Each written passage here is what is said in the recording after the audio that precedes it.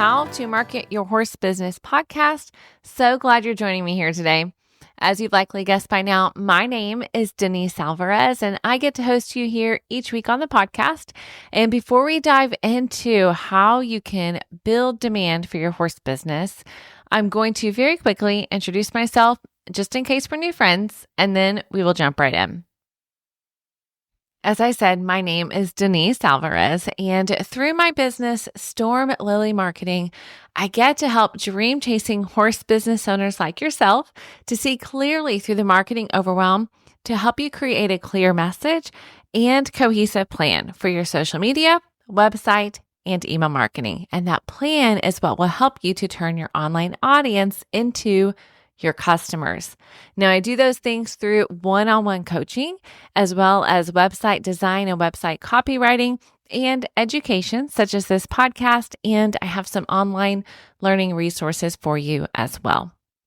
All of these things, friends, truly are because my heart is to help you as an equestrian entrepreneur be out in the barn, the arena, behind the camera lens, behind the computer, behind the gear making things, whatever it is that you're doing in the horse world. I want to help you do more of those things. And so here on the podcast, you will get a mix of step-by-step strategies, essential how-tos, and entrepreneurial mindset shifts that help you not only see what's possible for your business, but I'm also here to guide you through that process so you can make it happen. Now, as I promised you, we are going to talk about building demand for your horse business today. And believe me, this episode, this chat with Megan Harris is packed with practical and strategic help, which is exactly what I love to give you here on the podcast. But before we dive into that conversation, I want to tell you how I met Megan and why she's the perfect person to share about this element of marketing with you. Now, what's really fun is we got to meet in person. I don't really get to meet everybody that I chat with in person, but I met Megan at Equine Fair in Massachusetts last month. Now, many of you know of Equine Fair. They have 2 events every year, one in Ohio in April and one in Massachusetts in November. And this year, one of my goals was to actually get there. And so I got to go in April to the one in Ohio, and I actually did an episode about that. So if you have not listened yet, I'll put it in the show notes. But I did an episode that is 6 marketing lessons from my first Equine Fair. And I think you'll really enjoy that, especially if you do in-person events for your equestrian business. Definitely check that out. Again, it'll be in the show notes. It's episode 133. So you can just go to stormlily.com/133 if you like, or today's show notes will be stormlily, and that's LILY.com/159 for episode 159. So go check that out after you listen to today's episode. But while I was there, no, not while I was there. Afterwards, I got invited to present at the one in Massachusetts on marketing. I did a couple of presentations on the first day, and it was so very good. I met so many amazing people, including Megan. She was there presenting or exhibiting, I should say, at their booth for NF Plus. If you have not yet heard of it, you're going to learn about that today. You maybe have heard of Noëlle Floyd, and she was there as well at the booth. And they were there promoting NF Plus, which again, you'll learn about all these things. So this is not a plug necessarily for that, but I wanted you to understand how I met Megan. And what's fun is I've actually been a member of what they had before was Equestrian Masterclass. And many of you know that I've been in lessons learning to jump for the past 3 years. And the education that Equestrian Masterclass was putting out was quality, so high quality. And so it pulled me in. As you know, I'm all about learning and growing, and I want to do that in and out of the saddle all the ways that I can. So it was really fun. I was able to walk up and say like, hey, actually I'm a member. I've been watching you guys do this rebrand. It's been really fun to see from the outside. And then it was extra fun to get to meet Noëlle and Megan and the rest of their team that was there and just get to know them on a personal level. I always think that's one of the best parts about getting to meet in person. So ideally, Noëlle is going to be on the podcast in the future. We are talking about that. She's currently on a road trip, but I would love for you to hear her story and that process. But today you get to hear from Megan. And so what's fun is Megan is the Chief Marketing Officer. And so she's absolutely bringing you the practical and strategic things for marketing your horse business. Because at the event, Megan and I were talking about marketing and business building in the equestrian world and business building as a mom, because she's also a mom. And I just knew that you guys would love her. Now, before we dive into the conversation, I'm going to very quickly tell you a bit of background, because Meg and I, we talk about her background, but you don't really hear a little bit more about Noëlle Floyd and that background. And I want you to understand that so you know where she's coming from as she is talking about not really just a rebrand, but really a shift that they've had there and how she's been able to bring her marketing expertise in this process. So if you're not familiar with Equestrian Masterclass, as I said, it was the brainchild of Noëlle Floyd, who was a jumper and a photojournalist with a blog that went viral. And that virality and her love for learning led her to create Equestrian Masterclass, a place to provide accessible knowledge and education from top trainers and writers.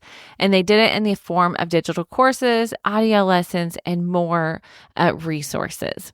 But in the past few months, Equestrian Masterclass has not just rebranded to NF Plus, but they've really evolved in the content they're providing and how they're doing it. And so that's what you're going to hear about from Megan, is that process. So I thought it would be important for you just to have a bit of an understanding so that when you hear us talking about it and referencing the rebrand and how things are changing, then you can kind of know how things are going. You may remember I had Chris Stein on the podcast a few months ago talking about rebranding and what he has been doing at Ely Cattlemen and what that process has looked like. And so today's episode is actually not on rebranding, so we don't dive deep into it, but I wanted you to have an understanding of it. All right. Now, of course, if you want that episode with Chris, by the way, I've got that in the show notes too for you. Okay. So jump over to those show notes, or you can just go over to episode 150, and you can listen to Chris talk about rebranding as well. So put that one on your listen list. All right. But for now, I want you to hear from Megan, Chief Marketing Officer at NF Plus. She is really helping to generate demand for their platform, and she has a heart for helping horse businesses. And so you're going to learn some really practical things that you can do in your horse business as well. Because let me tell you, you may not have an international educational platform like NF Plus, but you do have an audience of people that you are best suited to help. And so this conversation will give you strategies and practical takeaways so you can build a successful horse business that allows you to keep doing what you love for the long term. All right, so grab your notebooks, get ready for some action-taking steps, and here's my conversation with Megan Harris. Megan, thanks so much for joining me here. I so appreciate it. Yeah, thank you for having me. This is really exciting. Yes, I can't wait to hear all the good things you're going to share. I know you have so many insights and wisdom to share, but before we get to that, I want everyone, including myself, to hear a little bit more. I know some from when we visited, but a little more about your history and how you've come to this place where you are now as the marketing director for NF Plus. But tell us a little bit about the background as you as a horse girl and kind of what that looks like. Okay. Yeah, it's been an interesting sort of departure from the tech world into this like horse space, which I'm very excited about. And it was all part of the plan, but I didn't know that it was going to happen at this scale. So yeah, I'll let you know a little bit about that. So I started riding on my own. I'm not from a horse family. I don't know what it was. I just always loved horses and begged for lessons. And I think I went to a horse camp in elementary school. And I was really, really scared and fearful. And I don't remember having a good time actually, but something about it, like, I don't know if it was like the excitement of the fear, or I don't know. I was always told by my parents that horses were really dangerous and not very nice. So I think I came into it with a lot of fear, but I think by the end of that camp, I I felt like I liked it and I got like a lot of exhilaration out of it. And as soon as I got back, I wanted to do riding lessons. So hesitantly, my parents let me do that. I think I was around 9 or 10.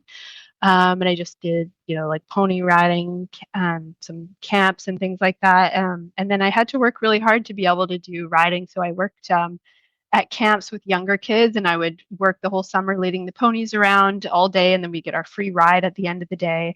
And I thought I just died and gone to heaven getting that free ride. And so I just got really into it, and I think my parents decided that this was something that I really was passionate about, so they started forking over a little bit more cash so I could do it, and I ended up doing getting into like hunter jumpers and equitation, and I competed a little bit when I was in, around grade 12. I think I was really into it and competing a lot. And then when I went to university, the harsh reality of having to pay for it myself and going to school hit. So I did sell my horse and took a step back, and I didn't really think about it actually all that much until after I got married. And Oh, really? yeah, so my husband sort of had the wool pulled over his eyes a little bit. Um, but yeah, during that time, I sort of built up my career. I went to school for psychology at university, and then I did a specialized diploma at a technical school for marketing, communications, and business administration. And that's how I got into marketing, and I really loved it. And got it. My first job was in technology for a software company, and basically since then, so probably in 2012. I've been working for tech companies, sort of like growth stage tech companies, as the marketing leader with a focus on demand generation. So that's kind of like creating leads that are going into the sales pipeline, and then they're closing them from there because they're kind of like higher value deals. Um, and so then I did that for quite a while. Um, the last company that I had worked for was a financial technology company, and it was a startup. I really loved working for them. And I did my mat leave while I was with them. When I came back from mat leave, my sort of priorities changed a little bit, as I'm sure a lot of moms know. I really wanted to be intentional about like how I was spending my time away from my daughter. She was going to daycare when she was 1 years old, so she still felt like a really little baby. And then I was also trying to ride. So I was working during the day. And then I found that my time to go riding was once I got my daughter back, but I didn't want to jeopardize that time. So I knew I had to make a change. So I started my own business, and I got a few clients. The CEO at my company was really, really kind about introducing me to some That's other CEOs. amazing. Wow. Yeah, so I built a little network of clients through her, actually, through her sort of endorsement. And so I was doing my own thing, and I was able to be flexible so I could go riding and not miss out on any time with Kaya. And then I was like, I really, really want to be spending my whole day thinking about horses if I can. So how can I use my marketing tools to provide services to equine-based companies? And so one of the things I did when I was envisioning like what I wanted my life to look like, and what I wanted my business to look like after I set up my website and all that kind of stuff, was I reached out to Noëlle Floyd. I actually knew her from high school, and her and I rode together actually in the same little riding community when we were in high school. Um, and we were friends. Like we weren't really, really close friends, but we were good friends through riding, and we would hang out at school, and we would ride together a little bit. And I knew, like, I followed her trajectory because I was a customer of Noëlle Floyd. I really consumed a lot of their courses, and I followed them like actively on social media. I watched the podcast and all that kind of stuff. So I was actually really, even though I knew her from high school, I was super nervous to reach out to her. And I wanted to ask her what she thought of my idea for like a marketing agency for equine companies, just similar to Storm Lily. And we had a really good conversation, and she told me that, yeah, there was a product, there was a fit there. Um, but she also was feeling the need for some marketing support. So we had been talking back and forth for about a year before this kind of came to be. I had a couple other smaller equestrian clients while I was running my business, but then also the tech clients. And then this turned into a full-time thing. And I've been doing it since July. So for those listening later on, or who it'll be Oh, yeah. 2024. So Yeah. and you're good, but I'm just throwing that in there because oftentimes people go back and listen to replays. So that way they know the Right. longevity. December 2024 is where we're sitting. So you've been there since July. Yep. So we've launched like a whole new platform since then. Like since the Yes. summer, everything's changed. The team's changed. The platform's changed. We've got a new podcast, got a completely new offering. We have this whole community offering. So it's super exciting time to be there. That is, yeah. When I first met you guys, that was one of the first things I said. I'm like, I've been watching the rebrand, and this is really fun to get to watch from an outside perspective. So then it was so fun to meet and go, okay, tell me about some of this because it has been really fun. You guys have done such a great job, and you're in the process of it. And we'll definitely talk about that too, because I think there's much to be learned. I did a podcast episode earlier this year with Chris Stein, who has been helping with an apparel rebrand, Ely Cattleman. And so definitely for those listening, go listen to that episode and I'll make sure to link to that and then follow what you guys are doing. Because like you said, it was Noëlle Floyd, it was Equestrian Masterclass, right? And then would you guys say you've rebranded Equestrian Masterclass to NF Plus, or to you, NF Plus has become its own thing and you retired? Like what's kind of the verbiage that you all are using? Yeah, well, so it's kind of interesting timing because over the summer we migrated platforms and we were filming a ton of new content and we're diversifying. So before Equestrian Masterclass was purely the courses. So you could sign up and watch a course by like a famous Olympian rider. Um, and it was only the courses. Mhm. But now with NF Plus, there's kind of a streaming aspect to it. So there's also entertainment content. So there's a lot of shorts like Inside My Stable, um, tack trunk tours, like interviews with famous equestrians, and then there's also kind of more like docu-series style shows that you can actually binge watch. So what one of the taglines that we actually used at Equine Affair, which is where Denise and I met, was Netflix for horse people. And that kind of stopped a lot of people in their tracks because what it really is a place where horse people can get the content that they want. You're not, a lot of people that I talked to said they're watching Netflix and it's not, they can't find anything to watch with the thousands and thousands of episodes and shows that are on Netflix. They can't find anything to watch. But the NF Plus platform is a place where equestrians can go to watch the content that they want to watch, no matter what discipline they're in.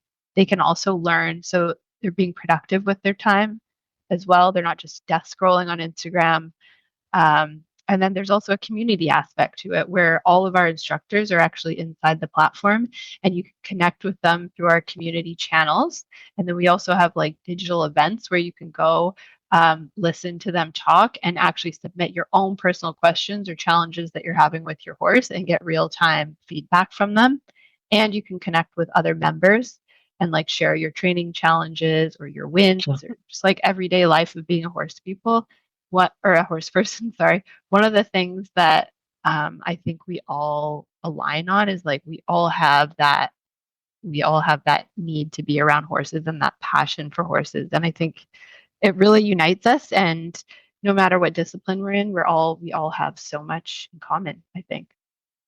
Yeah, I've seen that. And then, of course, you all have the new podcast that's a part of that as well, where you retired your previous podcast and have something new that's a part of that too. So I'll make sure and put that in the show notes. But tell me a bit Oh about how yeah. that process came about.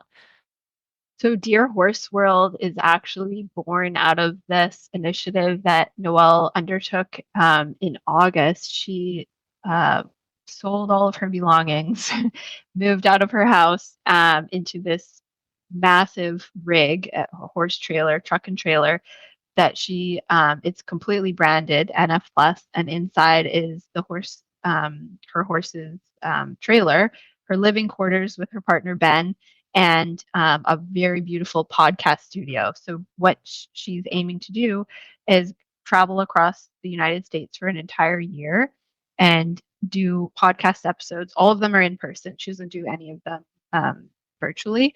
Um, and meet people along the way on along her road trip. And she's doing a ton of clinics, talking with horse people from all walks of life. And it's just like a super exciting road trip. And so the podcast is sort of bred out of the road trip where she's going on the road to connect with horse people. And if you check out the podcast website, we've already got like 10 episodes or 11.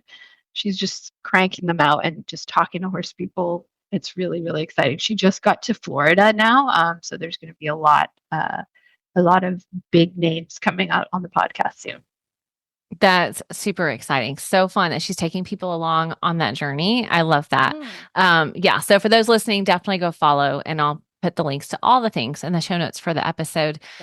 So that being said, so backing up a little bit, so you started there in July, and so you are the marketing director. And of course, one of the strengths that you bring is that demand generation that you talked about, and that you really are passionate about and have a lot of experience in. It sounds high level marketing when you hear it. So for those listening who are like, Denise, Megan, you guys can geek out over that, but tell me a little bit more on a practical sense. And you did a great job kind of breaking that down. But when you think about who our audience is and how it applies even to what you're doing now with this new membership and community, on a very practical level, what does building demand or demand generation look like for you all, and how you would describe it as a marketer? Okay. To me, I would describe demand generation as bringing leads into your pipeline, which also sounds kind of like a marketing buzzword. But basically, what you want to do is get interest and awareness from people, but then you want them to express their interest in a way that you can be aware of. So, is there a way to get them to fill out a form and their email go into your email marketing database so that you can give them the offers that they need and the content that they need to nurture them down the buying journey in order to be a paying customer? So I think it's like if you kind of look at it from a really high level, it can be a really simple thing. And I think, and I'll give some practical tips on how to like get that, that first step of like getting the hygiene set up to have like a really good marketing strategy. And I think you can do it really simply. And the reason why I said when you asked me what my favorite part of marketing was lead and demand generation, was just being able to see the effect of marketing and the actual like dollars and cents that it's bringing in. To me, that's my favorite part of marketing, is not thinking all the things you're doing. It kind of seems like you're doing a bunch of artwork or arts and crafts, but it truly is a science as well. And I think I like to think of it that way. Whatever I'm doing, like, is this contributing to revenue? Is this contributing to growth? So for me, like, in my background coming from software sales or marketing, um, those are really high value deals. So you spend a lot of time and money nurturing those people down the funnel. Whereas if you had a natural fly spray product that you were marketing to horse people, like, you can't spend as much money marketing to those people. But there are a lot of similarities and parallels as to like how you want to approach that sort of customer life cycle. And I think even if it's a small value product, it's still worth investing the time and effort into doing it properly from the beginning. So when I'm thinking of doing it properly from the beginning, is thinking of a really basic marketing funnel. So you need to pique someone's awareness at the very early stages. So if you think that you've got a product you're launching, many people don't even know that you exist, or that they even have a problem that you can solve. And so that's the step of awareness. So you're going to want to have different content for that awareness level, where it's just showing people that there are these options, or that this exists. um, Interest would be the next step of the funnel, whereby they they know that maybe they have this problem now because you've educated them on it, and now you can educate them about the different options that they have to solve it. So that's the interest stage of the funnel. And then the consideration page is, now that you've got their attention a little bit, they're listening and they're considering their options. So they might be looking at other competitors, and that brings you to the evaluation stage, where they're about to make a purchase, but they're deciding on which purchase they're going to make. And then this step when they're putting down their credit card, that's purchase. And then the post purchase is the whole kind of marketing funnel itself, because you don't want them to try your product, not like it, and go start using someone else and be a lifetime customer of someone else. So how do you keep them as a customer? So that's kind of like the basic grassroots level, I feel like, of the marketing funnel. And I think if you kind of map out at each one of those stages, what are the messages that you want to get across and how are you going to do that? So you may not have the resources to do that at a large scale, but I think that that's okay as long as you're being really, really clear on what that message is across each of those stages. Yeah. Oh, I love that. So the buyer's journey is exactly what you just described, right? And I Yeah. love that you included the post-purchase process. Like immediately I'm like, we need a podcast episode just about that idea because I talk a lot about the buyer's journey and getting them to buying stage and becoming a customer, but that's a gap that I haven't yet filled. So we may have to do another episode or I'll definitely write down like we need to talk about post-purchase and keeping them in, but I'll keep the Totally. Well, that's one conversations of the with things. yours. Yeah, go Sorry, ahead. I was going to say that's one of the things that we're working on now too, because we have all these wonderful members, but they might not know that, we've got a new video coming out that they're looking for. They've got a spooky horse that, we've got this horse coming out or this show coming out about it. And like, how do we retain them and make sure that they know all the value that's inside before they cancel? Because there's other places they could spend their money, right?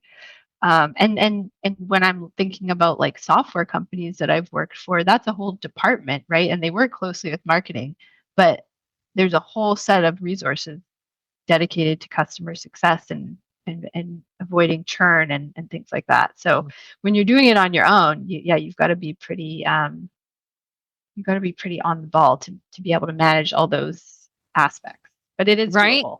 Yeah. Yeah, it is doable. And like you said, you can do it as a face. So, like, I talk about on the podcast before about just social media content, looking at it from that perspective. Like, are you creating content that hits each of those items? Are you addressing some objectives? Are you, thinking about what are the other options they're considering?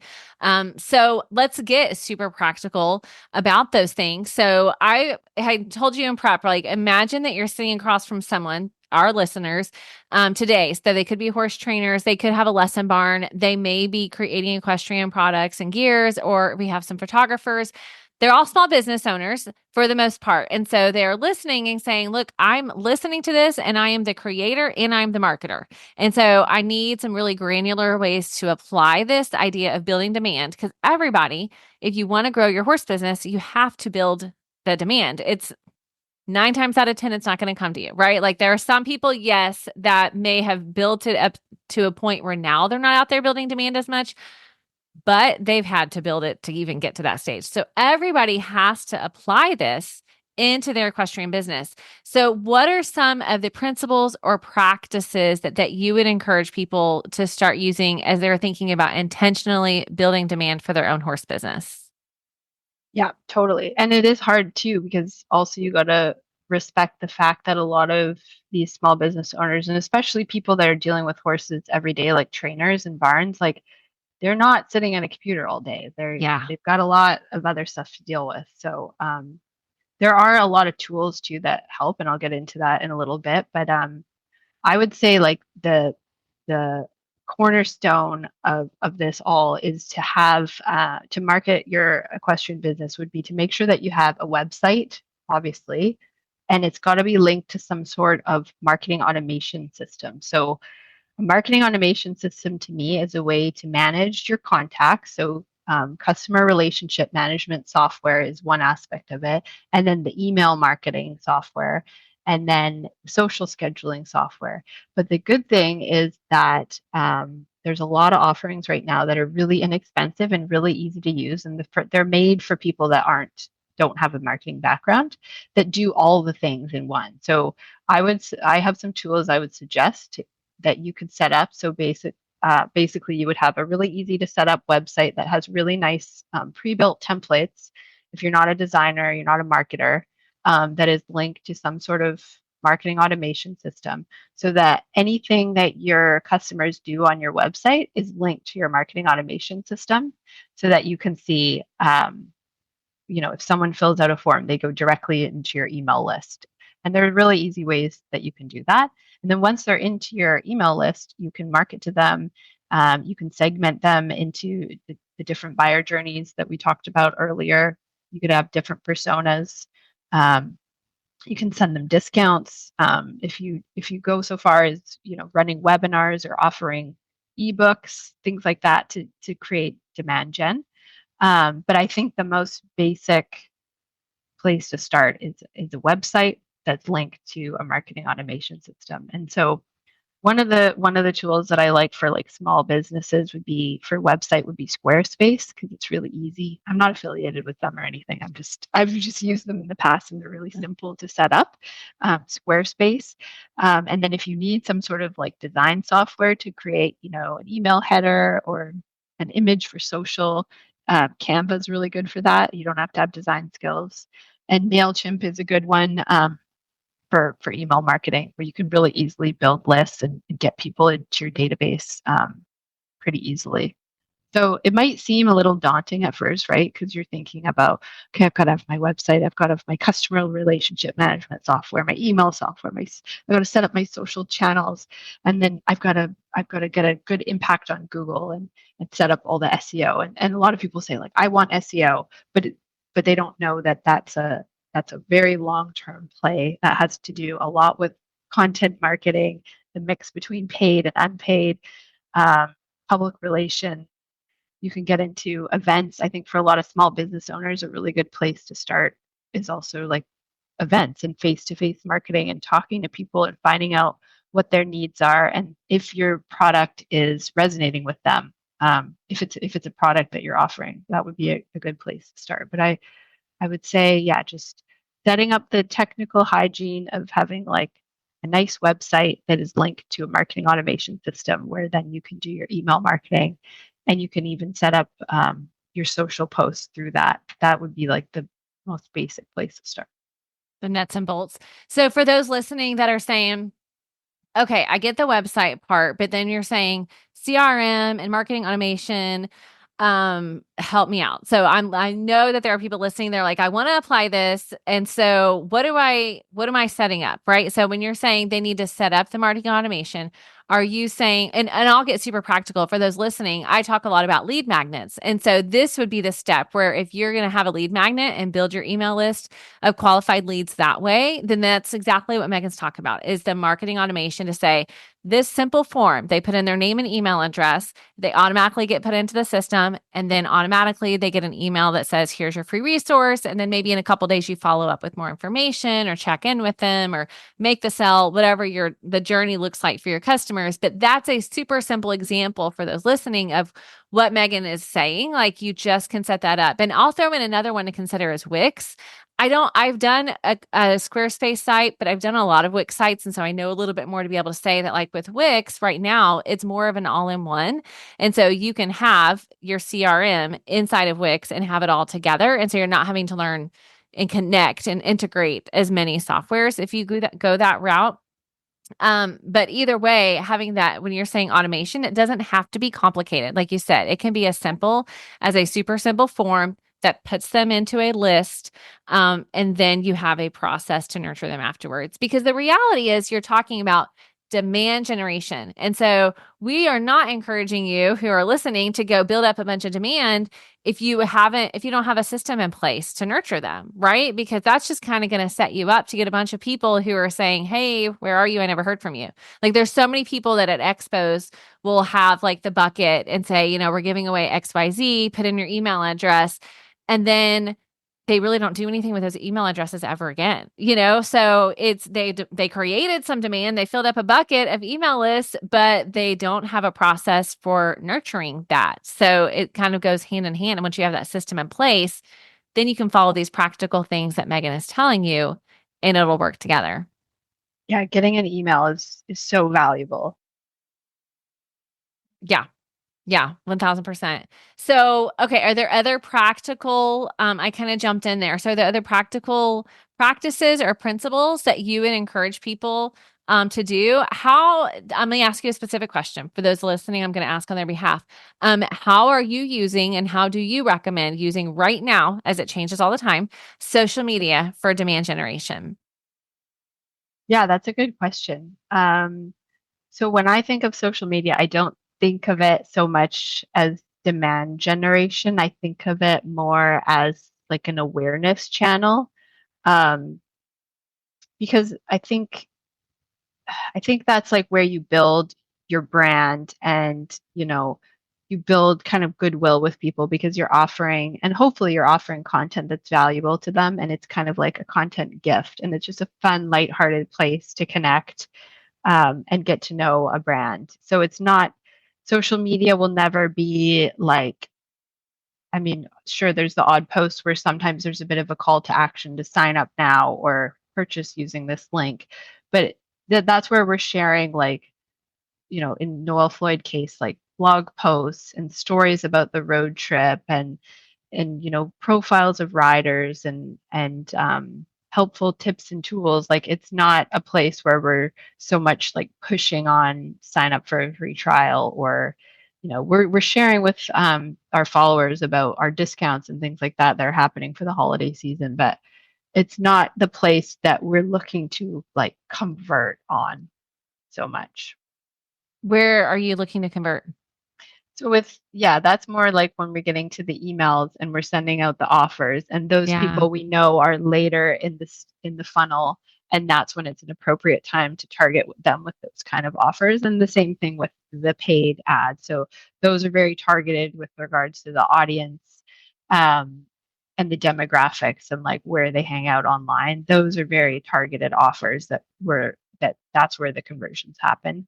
Um, yeah. So with the social, that can be sometimes hard for people. When you have a small business, you're not always 100% sure what to post about. Like, do I post about my ride today? Is that related to my customers? Maybe not.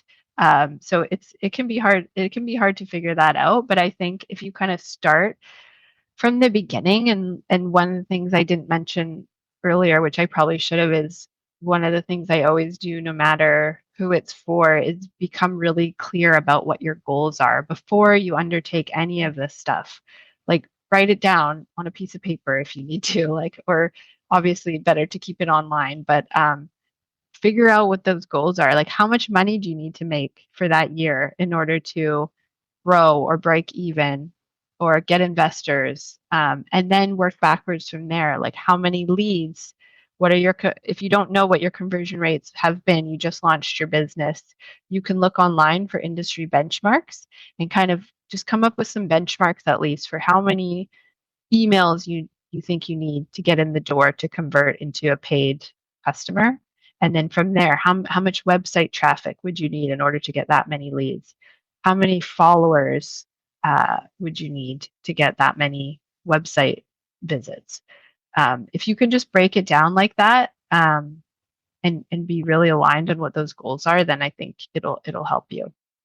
And then obviously planning your content and your tactics based on the stages of that buyer journey, what kind of thing you want to communicate with them. And then if you're thinking about your social messaging, focus on those top of funnel stages that I mentioned, like awareness, interest, consideration for the messaging for social. And then maybe keep some of that bottom of funnel purchase evaluation ones for email and paid ads. Um, yeah, and then I think also there's a lot you can learn online too. I mean, obviously it's good to use a marketing agency, especially one that's tailored to the equine industry because everything's a little different in our horsey world. Mm-hmm. But you can learn from online from marketing outlets. I really like Neil Patel. He's really good about breaking down SEO at a like making it really easy to understand, and just digital marketing in general. And then Spark Toro is a good company. Like, I just sign up for their email newsletter and I just see the kinds of things and the kind of the writing they do. It's founded by Rand Fishkin, who is someone that founded SEO Moz, which is the big SEO platform that he sold, and it's still one of the main ones. He's super, super smart with marketing. And I think you kind of have to look outside of the horse world sometimes for the marketing stuff, because sometimes the horse world tends to be a couple steps behind with regards to like tech and marketing. and I know Noelle always says the horse, she said today, which was funny because I was thinking about this question and thinking about how the horse world is a little behind. She said on our market or our team meeting today that she finds that the horse world is 2.5 years behind everybody else. So the lag, you can kind of capitalize on that lag of like, people have sort of abandoned Facebook in a way, but the horse world is still on Facebook because we still use Marketplace to sell all our tack and do all this stuff. So like Facebook is actually a really valuable channel for us still, even though it doesn't seem cool anymore to some of the other um, companies. So it's kind of an interesting anecdote, I think, is to like go beyond the horse world if you feel comfortable looking into some marketing stuff that's outside of that realm. Yeah, that's such good advice. Okay, I'm going to back up too to where you talked about working backwards from your goals. I want people to really pay attention to that because the way you broke that down and guided, like, yes, have a goal and then back up to what, like, even getting down to how many website visits per month you need. That was golden. Like for those that are listening that are saying, I need the practical ways to apply that. There's your practical. Like that was such golden advice to get down a piece of paper, a spreadsheet, a document, whatever, and break those things down. And then even looking at by month, right? Having like a monthly goal, like if this is what I need, then this is what I need at the end of the month. I'm going to see how many website visits. So when you talk about demand generation, you're going back to the practical of how do I get people to my website? If I know this is the number, then I get to think about the strategy behind the demand generation. But if you don't have a number, then we're just pulling at straws. And it happens all the time in marketing. I literally just did a training this morning on Instagram and Facebook Live talking about that because when it comes to social media, we just go without a plan and a strategy and we just are chasing the numbers because we think we're supposed to and have no idea what it means and how it's connected to success for your business. But when you know what you're after and you have that clear goal, then my goodness, the strategy can be so much more effective, will be so much more effective when you're able to do that. So I really appreciate that practical side of things. Yeah, totally. Start from there. And then even in like my consulting before, I've been surprised because I come in and I'm talking to a CEO or even like the head of accounting and my question will be like, what is your revenue goal for the year? Like, how much money do you need to make? And they're like, what? Why are you asking me that? I'm like, because this is how we're going to break down the plan. Like, I got to know that. Otherwise, I can't make you a plan. So just be really clear about how much money do you need to make and then just work backwards from there. Yeah, I love that. That is so, so good. Okay, this has been so wonderful. I really appreciate you sharing your insights. And it's really fun that you come from a different background. And like you said, a different background in terms of not always having been in the equine industry. And so then being able to say, look, this is what's going on in the rest of the world. And, like this is Yeah, how we can totally. make sure we do this strategically and intentionally. And for sure, where you're at. Like if anyone who is listening has not been watching the journey of Noëlle Floyd and NF Plus, like it's very clear that you guys are the leaders in many ways and what you're doing. And so when you say she's looking outside of the industry, that's obvious because you can see how you're setting yourselves apart in that way. And I think that's a beautiful thing for those listening to remember, like it's good to learn from those around you and it's good to get outside of the scope of who's in your sphere and learn from other people as well, because that can set you apart. So that's really good. Totally.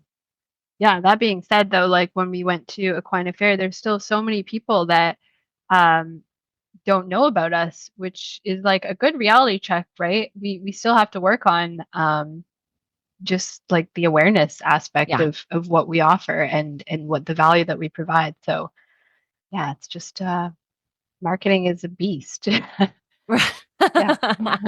Yeah, it is. And it's a good reminder. Like I always remind people too, because especially for small business owners, like you guys are selling those that are trying to sell a digital component. Yes, it does become more of like you need more numbers to convert.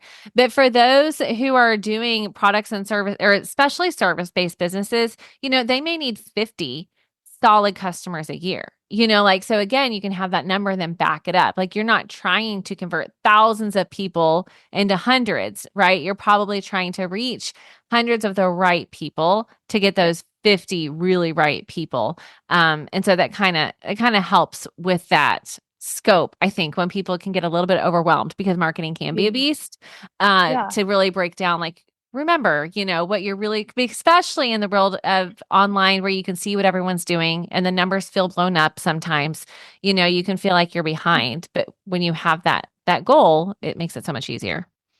Yeah, definitely. And definitely don't feel like you have to boil the ocean because you could spend a lot of money doing that and put yourself in a bad situation, right? So just be really, if you can get really strategic on what you're trying to do and who your audience is. And that's one thing we didn't even really have time to get into is like building out those buyer personas and figuring out who you're talking to so you're not wasting money or efforts on the people Yeah. that aren't gonna buy from you. Um, yeah, and then you'll be in a good position. You could do a lot with a really small budget. Yeah, that's so good. Don't try to boil the ocean. I'm writing that one down. That's good. Okay. Well, before we go, then tell me about buyer persona. Give me like your one. And I know this is a huge question, but you're right. It's so important with that building demand.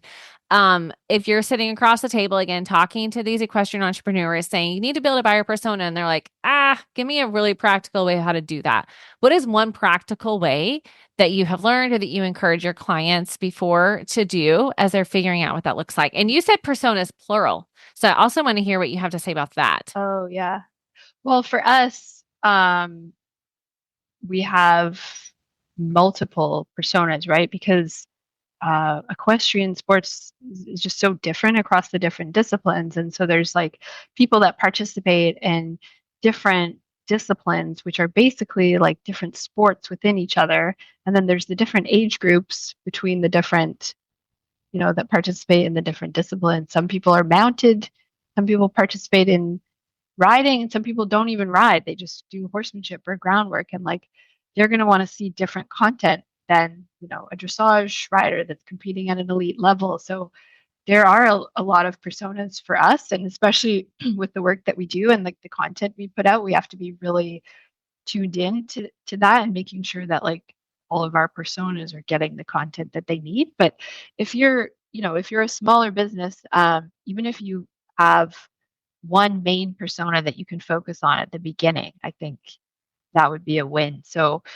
I have this sort of matrix that I use. It's I would almost call it a template, but it's kind of like a description of that person and like sort of the age range they are. Are they male or female?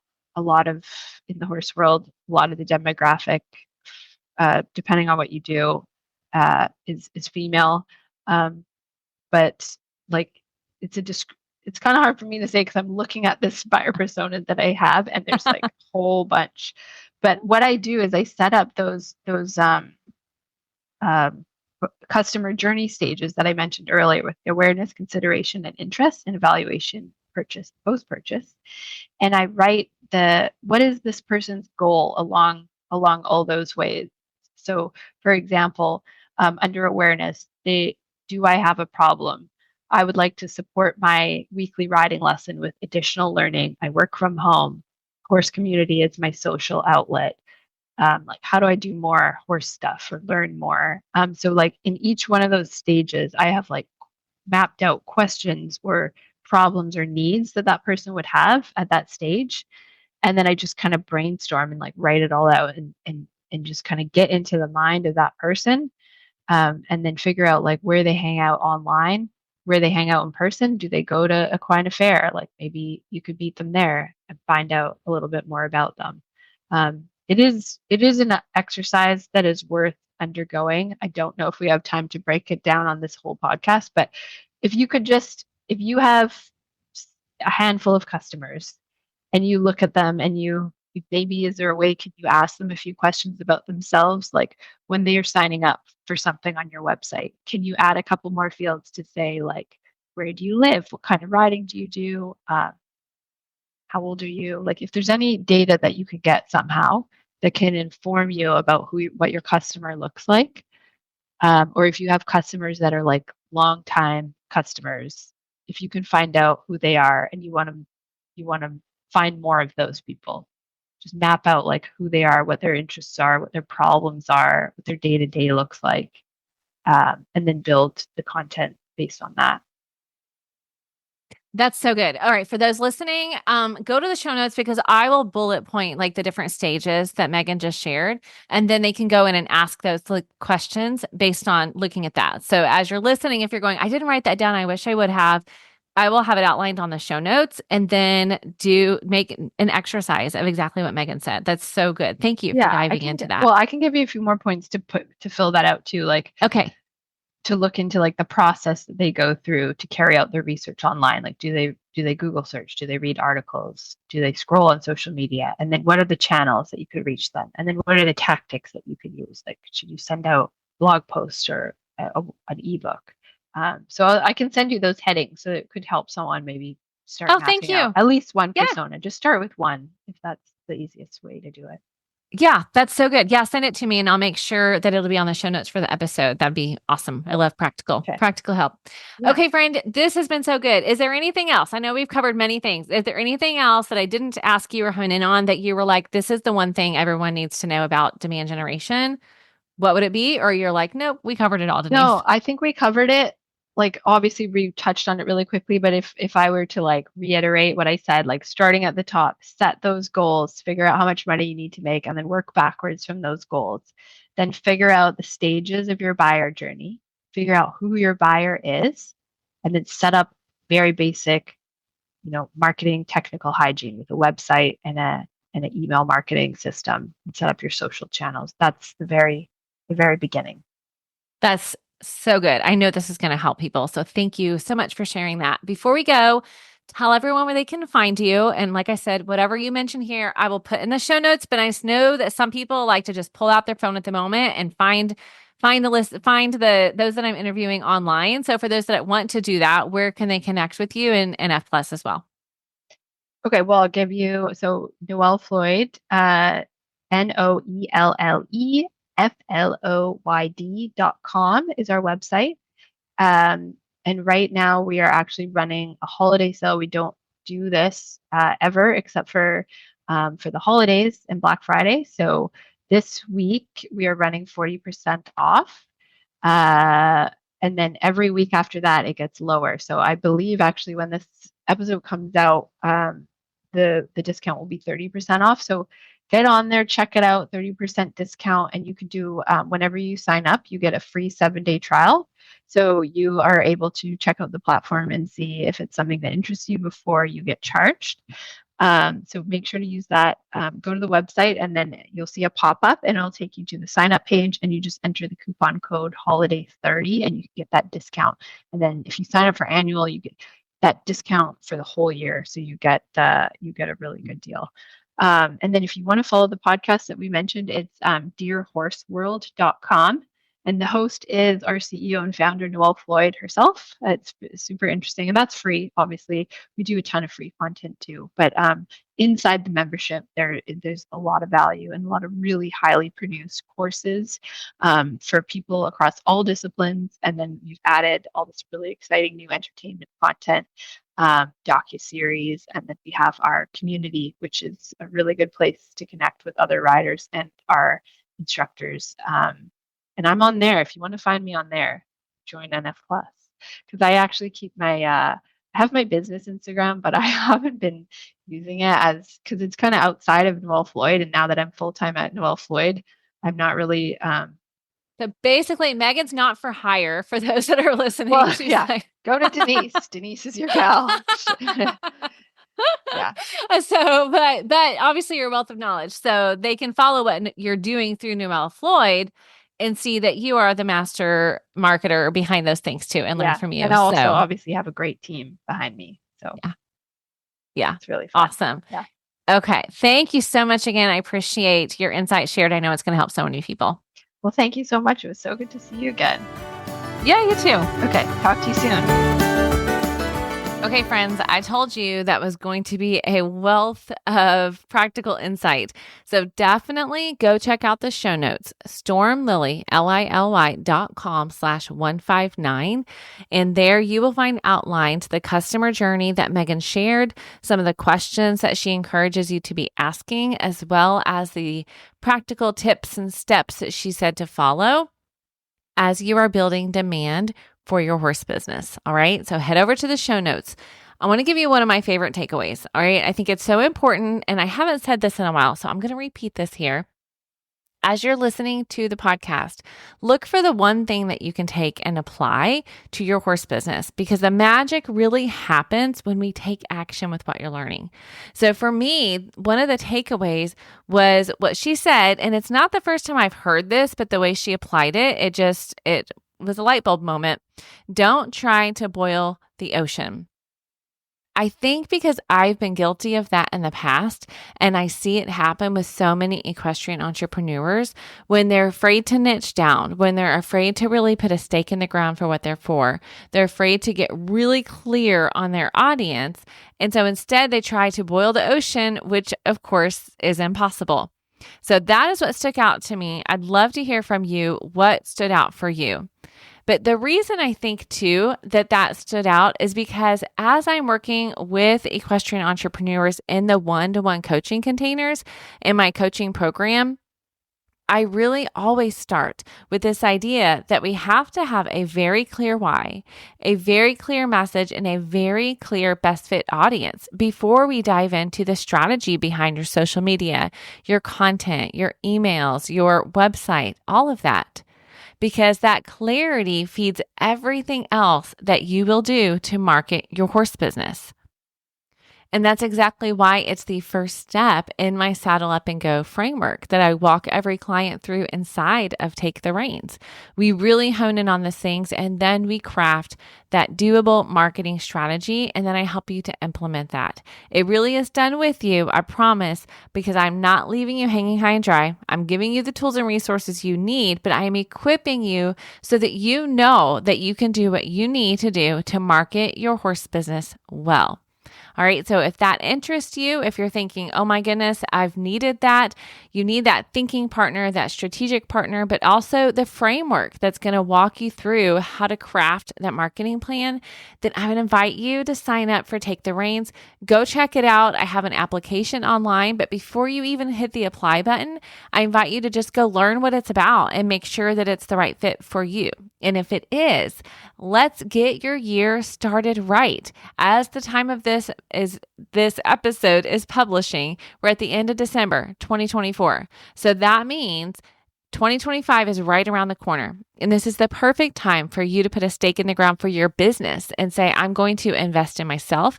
I'm going to invest in my business. And 2025 is the year that I'm going to focus on my marketing and my systems, just like Megan talked about, and get things in place so that I can intentionally build demand and build a sustainable equine business.